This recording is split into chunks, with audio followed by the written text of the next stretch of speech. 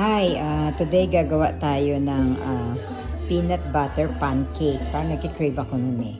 Okay, so ang gagamitin natin, ito, milk, kahit anong milk. And then oil, kahit anong oil. 2 eggs, kung mas gusto nyo mas marami, depende sa inyo. And then kahit anong butter or margarine, whatever. And then salt, baking powder, and your peanut butter. You can choose kung gusto nyo ng hindi crunchy, ng smooth lang. Nasa inyo yon.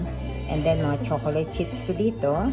At saka supposedly all-purpose flour, pero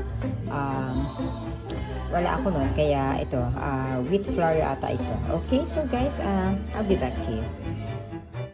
So okay, nabati ko na itong itlog, and then nilagyan ko na siya ng mga 1/8 teaspoon ng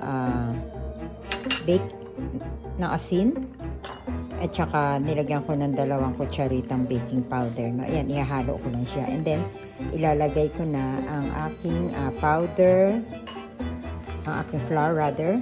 Yan. At saka ang aking peanut butter.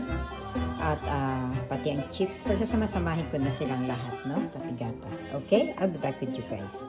Okay, so pinaghalo-halo ko na yung mga ingredients na pinakita ko kanina. And then, sinalang ko na siya. Eto, no? Sila ang mini pancakes, peanut butter chocolate pancakes, no? Mga 4 minutes lang on each side. Pagka nagbubble na yan, pwede na yan natin ibaliktad, no? Okay, I'll be back to you guys. So ito na guys, sarap niya. Subukan ninyo. I know you will forget your name. Masarap siya.